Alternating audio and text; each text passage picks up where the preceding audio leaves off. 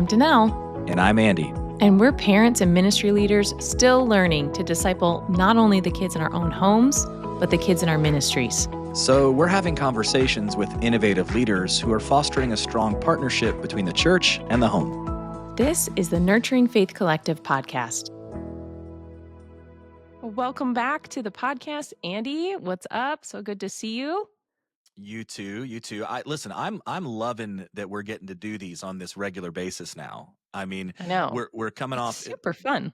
Yes, and we're coming off the conversation with Luz in our last episode, and I think if folks missed that one, I really want them to go back. You got to go back. I really want them to go back and listen to it. But truth be told, we recorded that episode just 2 days ago. So this part at the beginning of the podcast where you and I are supposed to have some banter about, hey, what's been going on in your life? I talked to you 2 days ago. So we talk like every day. Yes, be honest, as we're planning these episodes. So I guess what's new since the last time I talked to you, Sarah, my wife, and I, we've got a big day today. What are you doing? She gets out of work. She's a teacher, and so she gets out of work about an hour and a half before my kids get out of school. Because she teaches middle school, they're in elementary school. So on a Friday, which is when we're recording this, which is a day off for me, that's an hour and a half of kid free time that we get. So we try to squeeze some like afternoon dates into that time. Nice. So we have one today, and we are going mattress shopping. Yeah. So wow. Yeah. To be dated and wooed by the Andy Berry, you get to go to the mattress shop. I tell you what, and we're gonna finish that off with dinner at home with the kids, with like probably whatever leftovers we have from the week. So I mean, romance is alive in this house for sure. It sounds very intentional, like you are making the most of the moments that you've been given. We are. And well done. We are, and listen. I'm gonna have to admit that's not very exciting, but we are excited about our episode today. We are. Jamie Lane is going to join us, who I am meeting for the first time in this podcast, but you have known Jamie for a while and invited him on. And I love that you said, hey, we want to invite you onto this podcast. And his response was, he was like, I'm not an expert and I don't have this figured out. And I said, great, neither do we. Yeah, we were like, welcome to the party. Welcome to the podcast. Jamie Lane is the Family Ministries Director at Christ the Rock Community Church in Appleton, Wisconsin. He's been in family ministry for 18 years, spending the first 15 years in southern Wisconsin. I tried so hard not to do it. Wisconsin. It's okay. We'll let it slide. I did it. But he's been in his current church for the last couple of years. He's a graduate of Bethel Seminary, like we are, from the MACFM program. And this is my favorite part, is Jamie has said that he is a pastor's kid who hated being a pastor's kid, just trying to raise pastor's kids who don't hate being pastor's kids. That's the amazing, best, right? That is the best. Amen. We had a great conversation with him. We talked about the differences in serving at a small church and then moving into a larger church. We talked about being in the level of organization where you're the one doing everything. You have a lot of tasks to then moving up in the organization, moving up in the team, and having people that are now reporting to you, and how do you lead them? So if you are serving in family ministry, if you are leading other staff or leading volunteers, if you're raising 5 kids and trying to figure out how to do that, this is a great conversation for you to listen to. Yeah, so enjoy this conversation with Jamie Lane. Jamie, man, welcome to the podcast. And I have got to tell you, that is by far the best podcast bio intro I have ever heard. So you wrote that. We asked you for a bio. What made that come to mind for you as a way to introduce yourself? I've kind of been using that kind of tagline at the end pretty much my whole ministry career, because my story includes I hated being a pastor's kid so much that I told God I'd do anything for him except be a pastor. Wow. And so Man. we all see how that ended up. Good job. Yeah, exactly. So when God called my wife into ministry, I thought, well, my job is just to raise pastor kids who won't hate being pastor's kids. So, I love it. How are you doing with that? Yeah, it's Pretty good, I think. I mean, we're 5 for 5. They all love Jesus. So, I mean, I'll take that as a huge win. All right. You know, That's good. statistically, it's not always that's not always the case. It is not. So, you know, all of them love Jesus and are active serving in the church. And our oldest daughter wants to do missions, and you know, so if you were to interview them, they would have plenty of stories of ways Right. that being a pastor's kid is not fun. But so far, they all love Jesus and Mm. don't hate it too much. That's our next podcast, by the way. Is we're going to interview the kids of all the people we interviewed this season. I actually love that idea. Okay. Yeah. That'll be it's the next season. fantastic. Well, You will learn a lot from interviewing them. all right, Jamie. So we would love to hear just a little bit about your family, about where you currently serve. Can you clue us in on what life looks like? Sure. We currently live in Appleton, Wisconsin. I'm the family ministries director at Christ the Rock Community Church and been there for a little over 2.5 years now, about 2.5 years actually. Spent the first 15 years in Janesville, which is just a couple hours south. And that's where we really raised our kids. And then God closed the door on that ministry and we didn't know where he was taking us. And so we kind of sat around as a family and said, well, like the world's kind of at our fingertips. Where would we want to go? And everybody said, go someplace warm. So God moved us further north. Not sure how that all works, but It seems to be a pattern when you're like, I don't want to go do this. Mhm. Okay, we're gonna do the opposite. you would think I would learn. So far, I haven't apparently, but no, I love it. It's a totally different ministry context. So I'm learning a lot of new things, and I'm having to use way different ministry muscles. It's a larger church, much larger than where I came from. So ministry looks different here, and so you know, trying to figure that out and learn and still be true to who I am and how God's wired me. That's kind of where we're at. And the We kids We are love all, it here, though. the kids are all serving in the ministry, Yes, somehow. whether they like it Whether or they not. want to. Yeah. So our oldest daughter just got married in December. So she and her husband are living in Michigan. So she's not with us anymore. But the other 4 are. 2 of them are post high school. Our true middle is taking a gap year. So she and then our second born, Aubrey, are living at home, but they're both active in serving as small group leaders in the student ministries. My wife is the cafe manager. So we have a Fireside Cafe coffee shop in the lobby of our church, and she manages that and does tons of ministry through the Fireside. Awesome. Our son is super active in the tech stuff, runs lights and things like that for weekend services, special events. Our youngest daughter serves in children's ministry. So yeah, There we they're go. all They're all there. all plugged in one way or another. So you mentioned going from the smaller church. Give us an idea of the size difference here. Like what are we talking about? Where I was in Janesville, when I left, was a church of about 450 or 500 ish, and Christ the Rock, we're pushing 1,300 on a Sunday. Okay. Mm. So I mean, children's ministry on Sundays at our church in Janesville, you know, we'd have 80 kids, you know, something like that on a Sunday, and here we're running 275. So the sheer numbers is It's a very lot. massively different. Yeah. Right. So yeah, What it's have you been seen- quite a change.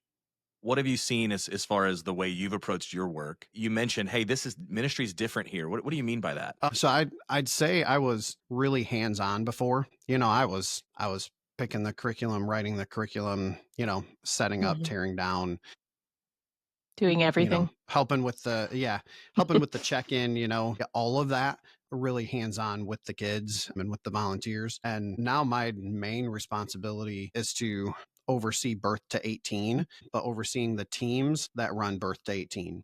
So there's a Mhm. children's ministry team of 2 and a student ministries team of 2, and then a family ministries administrative assistant. And so my job really is to pour into them and equip them. And I told Denise, there are times that I'll watch my team overseeing people who are doing the things that I did previously. And so I'm like Mhm. 2 levels above kind of functionally what I was doing. So that's the biggest difference. Are you Um, enjoying that? Do you enjoy that role? Or I is do enjoy that role. it kind of out of body? Sometimes it's out of body, but I'm really enjoying it. Enjoying the opportunity to really just do something different and invest in a smaller group of people. Yeah. Yeah, it just gives me a different opportunity to do ministry a little bit different. And so I try to just set wide guardrails for the team and say, all right, what are your dreams? Hmm. what do we want to do?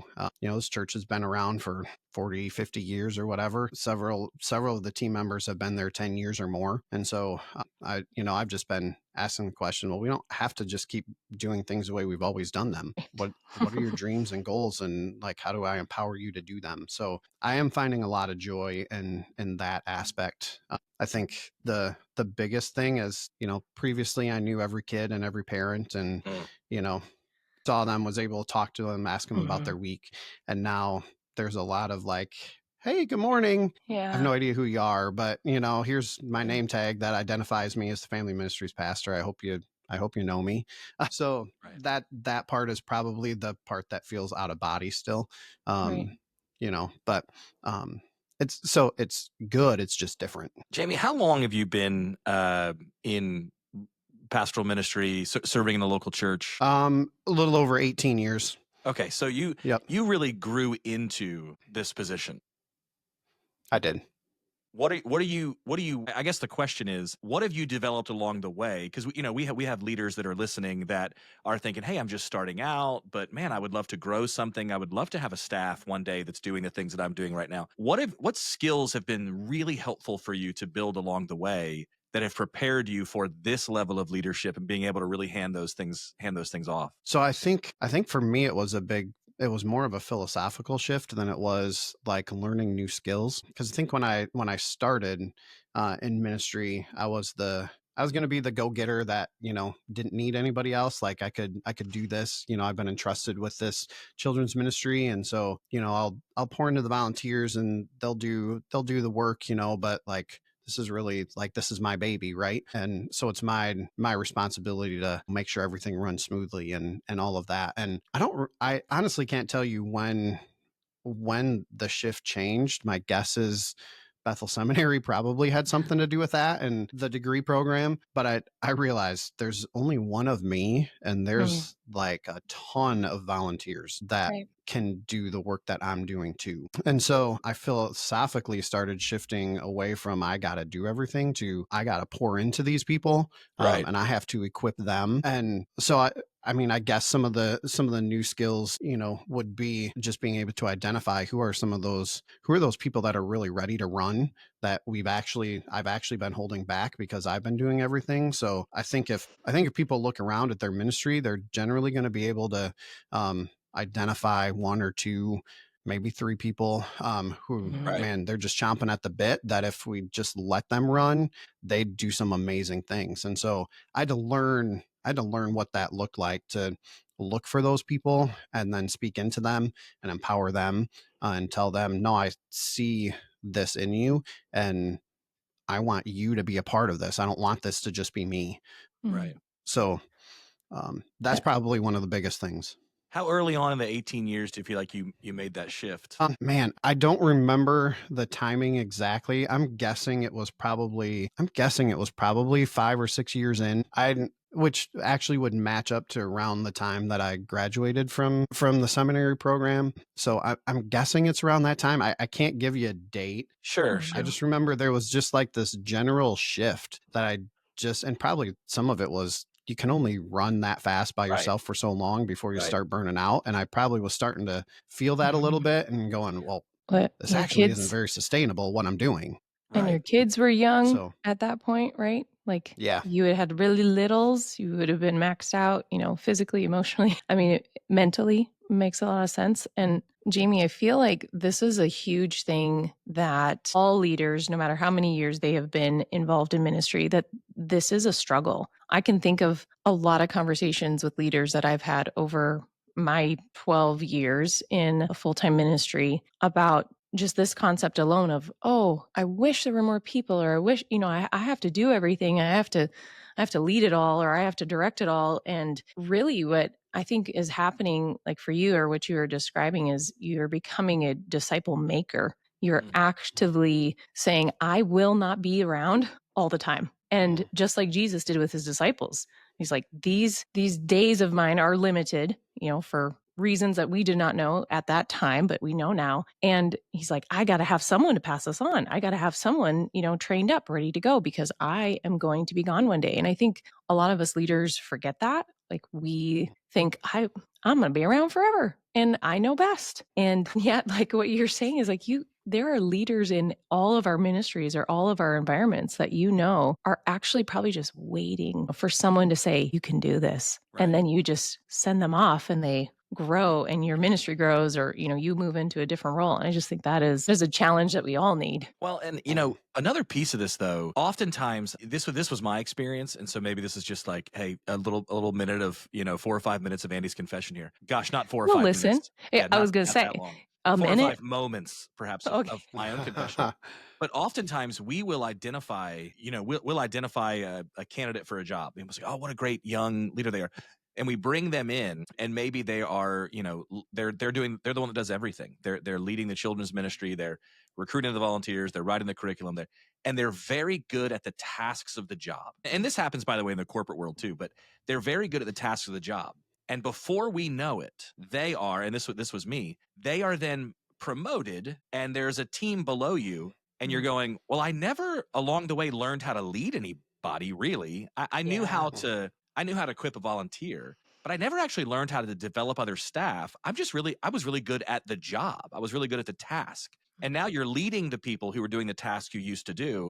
And I think for some, and this was me, I just never learned how to actually lead staff. So how did you find that transition? Have you made any mistakes there? What have you been learning? Or are you just Jamie, are you just crushing it? He's crushing it. I'll answer for him. I like to pretend that I'm crushing it. We all do. I don't have a great answer for that. I mean, it's kind of trial and error, right? There are sometimes you feel like, no, I'm doing this. I'm leading them well. Then other times where you realize, for me anyway, that, well, I just ended up taking a lot of things back that I'd given to them. So then they're like, well, what's the point of me being here? Why'd you ask me to do this if you're just going to take it back? So I've made some real intentional choices to not be a micromanager, to just be able to empower them and say, I trust you to do this. Right. And then if there's a problem or if it doesn't get done, then that's where you come in, and that's the training and the building up. Right. It's like, okay, what happened? Right. And look, very little of what we do is actually life and death. If a Sunday morning or a Wednesday doesn't go well, it's not the end of the world.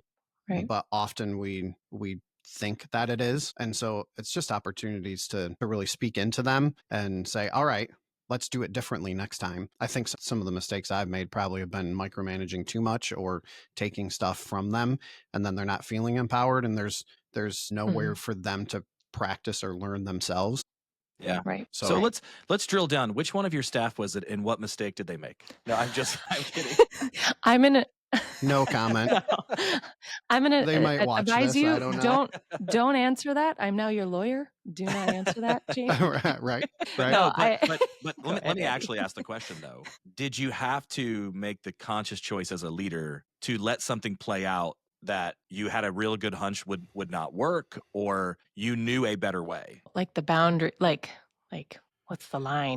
I feel like that's a good question. I don't feel like I hold on to too much of that stuff, which I'm actually really thankful for. As you're asking the question, I'm trying to think, could I name something out? I don't know that I can. I think I probably, I don't remember exactly how you said it, but I think there were times that I've thought I wouldn't do it that way. And I've just had to make the choice not to say something, and honestly, most of the time it ends up playing itself out just fine. It's just a different way of doing it. It's just different. It's not wrong. It's just different. And so I think I've had to talk myself through that. I don't know that I can give you a specific time where I'm like, ooh, that went really sideways. But I think part of that is your ability to really effectively identify who are these people that you want to call up into this, and that it's not, generally people that are really green or really gonna stumble and fall right away because they're not ready. It's identifying people who already are ready and they just haven't been asked. And I think if you can identify those people, the amount of time you're actually coming around and having to do cleanup or problem solving afterwards is less, because they're a little bit more mature, a little bit more ready to take on that leadership. Right. Well, the reason Danelle, thanks for hanging around for my own therapy session today. But I'm here for you. I'm just remembering I mean, I had it was a positive and negative that very early in my ministry career, from the time I was even like a summer intern at a church, they were like, "You're good, man. We trust you. Go do it." And so I got to experiment and I got to find things that worked. I got to fail a tremendous amount, but as you said, it's nothing was sort of wrecking the vision of the church. Nothing was that catastrophic, but I got to fail a lot, and then in several positions. I just happened to work for people that were like, "Hey, we got a lot going on, and we like you, and we trust you, so just go do it." And then all of a sudden, I became the leader of the team, and I was like, "Well, let's make sure there's a safety net here. Let's really rein things in." And it's like, "Oh no, I need to provide the same opportunity." Because any skill that I have developed is partly due to the ability to fail. So that's I think about the folks that are listening who are going, I just made the jump from I was the children's person or I was the student person. Now I'm the family person, and I've got this staff looking at me. And, I think you said it best. It's like you got to let them take some chances. You got to kind of keep your mouth shut as long as it's not going to be catastrophic. And if it works, awesome. If it fails, awesome, because they get to learn from it. I really try. I think we need to empower people more to fail, to be able to come back and say, I'm sorry. I totally I missed the mark on this ministry event or this, I don't know, whatever, and be able to say, that's all right. But I'd rather people do that than feel like they have to come to me with like every new idea or every okay, can I do this? Or, hey, what about this? I think we need to do better at offering forgiveness than permission. Like, no, let's just do this together. Run forward together or fall down together. Danelle, what was a time that you absolutely failed in ministry? We'd love to hear. Go ahead. That'll be in the bonus episodes that are subscribers only with a secret password. No. Well, Jamie, I'd love to hear what are things that are going well, or maybe there's a like a highlight that you've had in ministry, in family ministry. Would you share something like that with us? Sure. Well, a recent highlight for me is I did the speaking at the winter retreat for the student ministries, and I've never done that before. I've preached before, and done school chapels and whatever, but to do an entire weekend, I really wasn't sure. In fact, I told the student ministries director no several times, kind of because of, it takes me away from church on a Sunday morning. It takes me away from the children's ministry team on a Sunday morning. And so kind of just practically, I kept saying, no, this isn't going to work. And then just woke up one day and I was like, no, I'm supposed to do this. And it was a blast. I loved having the opportunity to speak into, we had 125 kids that weekend, to just have 125 kids' attention 4 different times over a weekend. Right. And to be able to craft, what do I want these kids to know? What do I want them to learn about being a disciple of Jesus? To be able to craft that weekend, that was a huge ministry highlight for me. I told the church when I interviewed that student ministries was kind of the one place I didn't have ministry experience. I'd been the children's pastor and I had overseen, discipleship groups, and I'd overseen men's and women's ministries and, kind of care ministries. I'd done a bunch of stuff at my church in Janesville, but hadn't ever done student ministries. So that was the one part of my job here that I was like, okay, if I'm overseeing students, like this is just going to be something I'm going to have to learn. Yeah. And so to have that experience, just hang with the students for the weekend and then speak to them, that was huge ministry highlight for me. So I love that. That's awesome. Yeah. Anybody can preach a sermon to the adults on a Sunday, but you stand up in front of those 125 middle and high school students and we'll see what you're worth. Right. Yeah, that's right. I agree. That and preschoolers. I'm like, that's you right. Think you can teach? You come try to teach my preschoolers. You come teach these kids. Yeah. That's Prove right. It. Yep. Yeah. I think another highlight is when we moved, the student ministries of our church had been through just what felt like a really long season of a lot of a lot of movement in and out of youth pastors, and just not super stable. And part of what the church did is they restructured and they moved the guy who had been the children's ministry director into the student ministry director role. And really, I don't know if anybody's from Christ the Rock is going to watch this, but this was like one of the red flags for me with moving here, because the church, for a church our size, the high school ministry especially, which is where my kids are at, was really small and not super healthy. And so I was like, I don't know. Do I really want to move my family here? But in the 2.5 years, I've watched this guy just pour into high school students and watch him and be a part of helping him dream, like, how do we build something that's really positive that kids are drawn to, instead of kids coming because their parents are making them, or them just saying, I'm never going to set foot at CTR students again. What's that look like? And in the last year, the amount of momentum we've seen, and I mean, I hate using numbers purely for numbers' sake, but the numbers are bearing an indicator that kids are feeling safe there and experiencing growth there and connection there. And so just watching the student ministries kind of gain momentum, that's been a lot of fun for me to be a part of that, and to watch that play out. It's been really cool. What's good? I mean, we really always are trying to find, the practical next step. What's one thing that he's doing in particular that you think has made a big impact?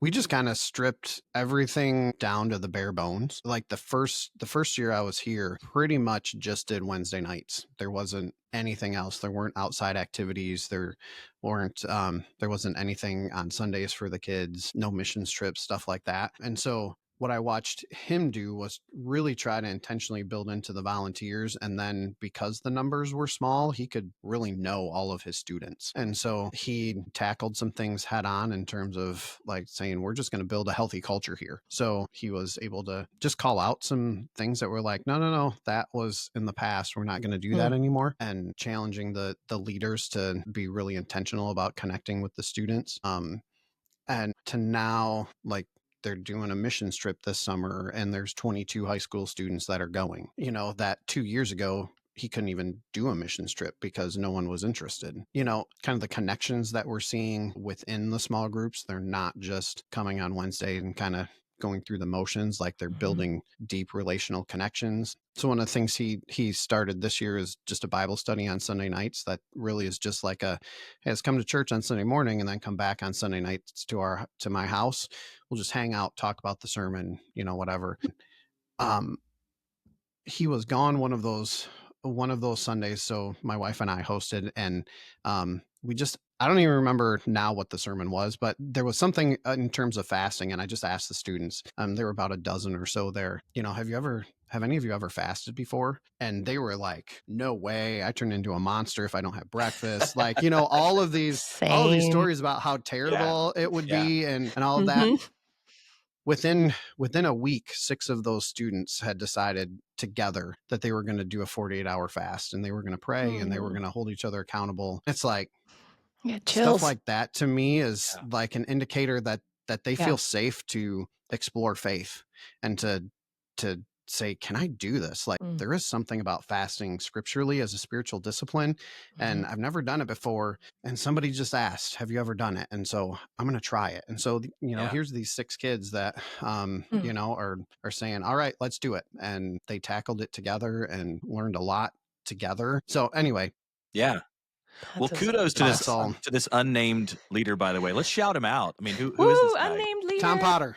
Tom Potter, Student Ministries pastor at Christ the Rock. I love it, Tom. We love you, Tom, so much for your work, man. And your entire team, because we know it's not just Tom, and it's not just you, but it takes a team, and that's absolutely amazing. And Tom, the phenomenal leadership you get from Jamie, it is top notch. Is part of the recipe. That's why. So that's why. Hey, Jamie, we talk a lot about partnering. Well, we talk primarily about partnering church and home. With the work that you're now doing in family ministry, and you've got this student ministry staff and this children's ministry staff. What's the involvement or the engagement look like with the parents and what we would call a faith influencer, whether that's a guardian, a caregiver, a grandparent, an aunt, whoever it may be? What's the engagement with the families been like over the last 2.5 years as you've come in? That would be the area we'd probably say we're the weakest in. We're trying to be intentional about it and draw parents in some different ways with different ministry events, or even meeting with them, beginning of the year, mid-year, kind of end year, stuff like that. And the engagement has been minimal, which is, from my understanding as I've asked questions, has kind of been the historical reality for our church. So I don't feel like it's something new. I feel like up here, and it could be, again, I don't know the sizes of your churches. I'm still learning what it means to be a pastor in a large church.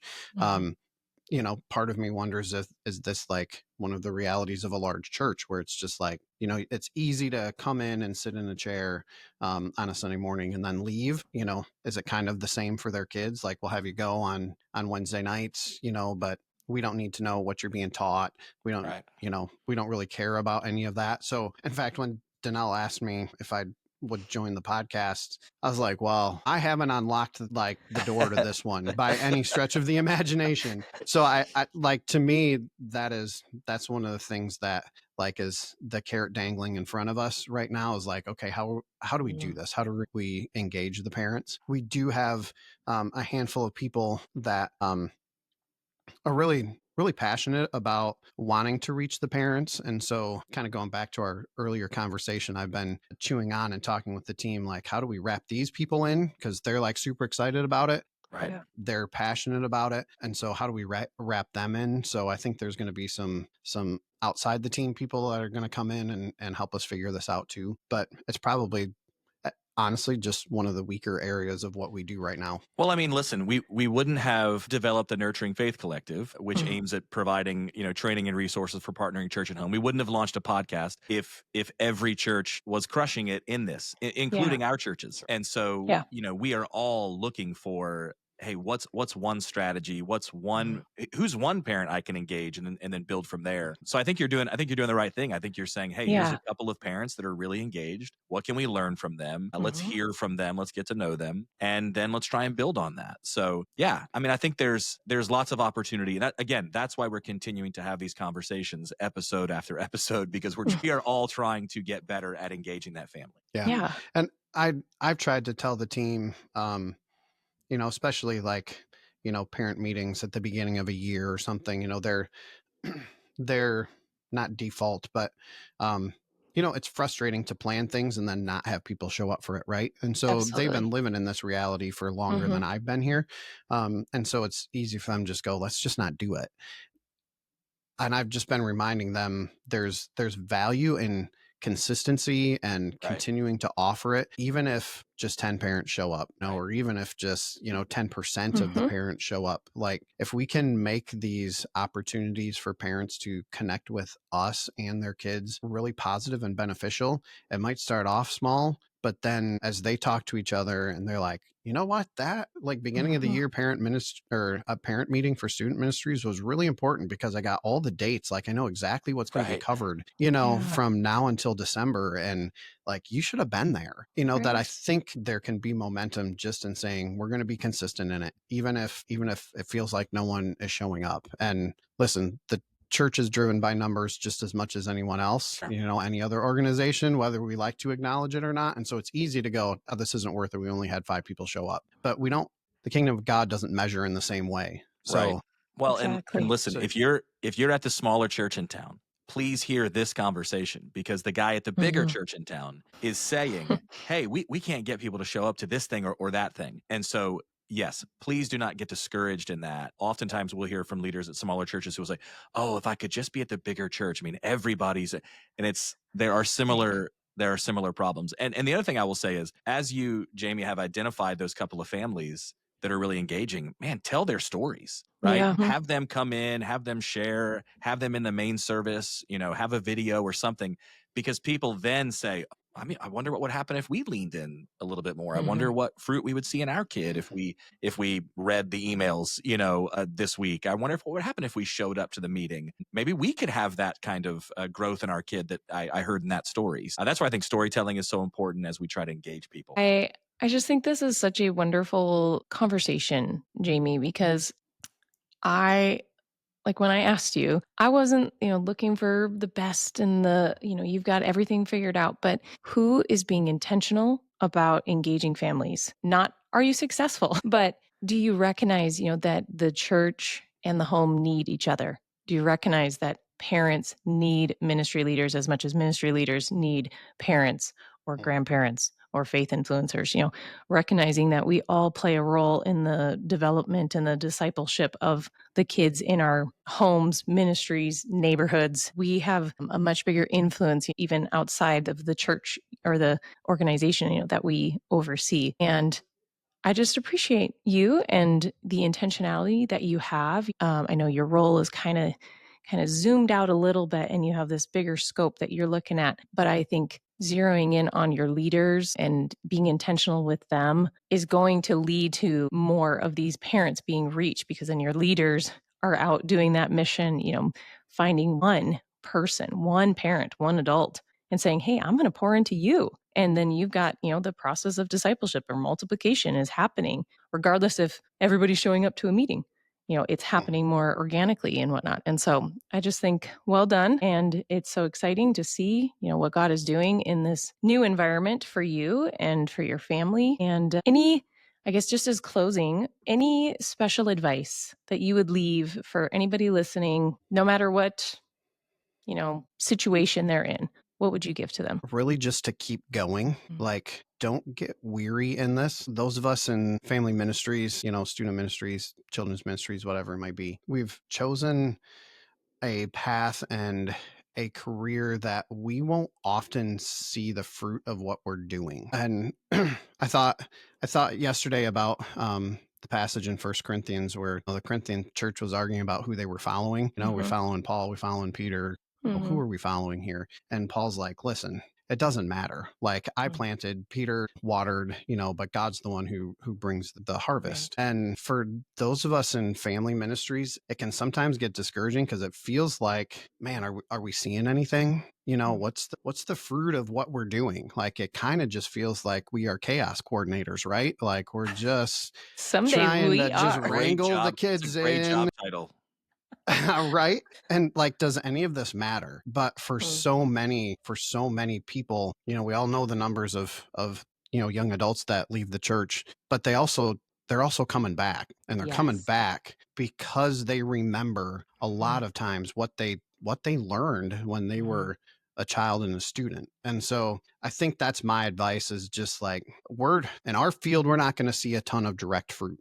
Our team tries to celebrate wins every week, just like it's part of our meeting agenda. It's just, okay, let's celebrate wins, because I want to train us to look for those. Sometimes it's really hard to find them. And so it can just get discouraging after a while, like, is what I'm doing making a difference? But keep going, because you might not ever be able to see that fruit, but it's going to bear itself out at some point when that squirrely third grade boy remembers when he's 25. Miss Rebecca told me that Jesus loves me and that she loves me. And it might feel like no one loves me right now, but I remember what she said. Yeah. And it's going to draw him back to church. And it's going to draw him back to pursuing Jesus. So I think that's my advice. Just keep going. Sometimes it feels really hard and lonely, and like, does what we're doing matter? But it does. We might not see it, but it does. It matters. Well, Jamie, man, we really appreciate the time with you. And, we will certainly be praying for you and your family, your 5 kids, your son-in-law, who is now part of the fold. Crazy. So I know another boy. That's a whole new journey that you're on. And, yeah, man, but we really appreciate the conversation. And, for those that are listening, continue to listen. We hope that you'll check back in for our next episodes. And as you, in the words of Jamie, as you continue to coordinate the chaos, we are here in it with you. We'll see you next time on the Nurturing Faith Collective podcast.